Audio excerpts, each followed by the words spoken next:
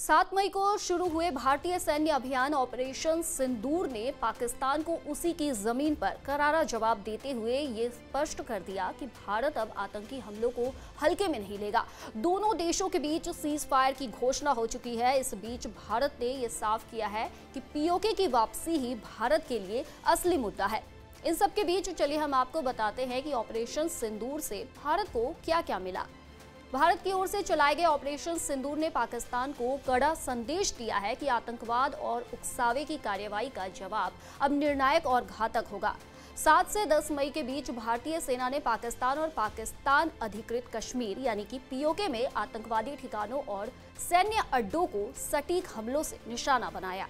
भारत ने पाकिस्तान में 100 किलोमीटर तक के 9 ठिकानों पर मिसाइल हमले किए। 100 से अधिक आतंकवादी मारे गए, जिनमें लश्कर और जैश के शीर्ष आतंकी शामिल थे। लाहौर, रावलपिंडी, सियालकोट, शोरकोट, जकोबाबाद और रहीमयार एयरबेस पर भारत की ओर से जवाबी हमले किए गए। इसके साथ ही पाकिस्तानी फतह 2 मिसाइलों को हवा में ही नष्ट किया गया। भारत ने यह संदेश पूरी दुनिया को दे दिया कि अब वो विदेशी जमीन से पोषित आतंक को सहन नहीं करेगा। भारत ने सऊदी अरब जैसे मुस्लिम देशों को भी स्पष्ट कर दिया कि ये कार्रवाई आत्मरक्षा में है, उकसावे में नहीं।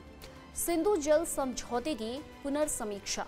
युद्ध के शोर में भले ये मुद्दा पीछे रह गया हो, लेकिन भारत ने स्पष्ट कर दिया है कि सिंधु जल अब केवल भारत के हितों को ध्यान में रखते हुए बहेगा।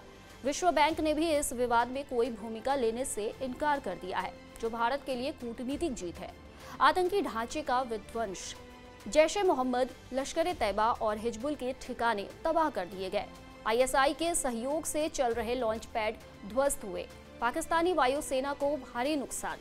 भारतीय मिसाइलों के जवाबी हमले में पाकिस्तानी वायुसेना के 6 प्रमुख एयरबेस को भारी नुकसान पहुंचा। इन एयरबेस में रहीमयार, जकोबाबाद, लाहौर, रावलपिंडी, शोरकोट, सियालकोट के एयरबेस प्रमुख हैं। परमाणु धमकी की हकीकत।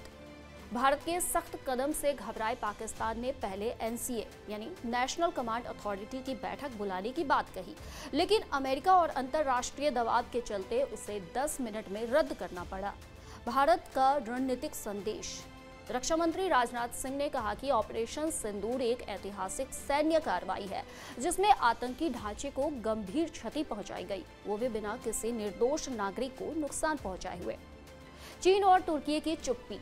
भारत के जवाबी हमलों के बाद पाकिस्तान के परंपरागत सहयोगी चीन और तुर्की भी खुलकर उनका समर्थन नहीं कर सके। चीन ने पाकिस्तानी वायुसेना में अपने लड़ाकू विमानों की भागीदारी से पल्ला झाड़ लिया। ऑपरेशन सिंदूर न केवल एक सैन्य सफलता है, बल्कि ये भारत की रणनीतिक सोच, वायु रक्षा क्षमताओं और वैश्विक मंच पर उसकी स्थिति को भी दर्शाता है।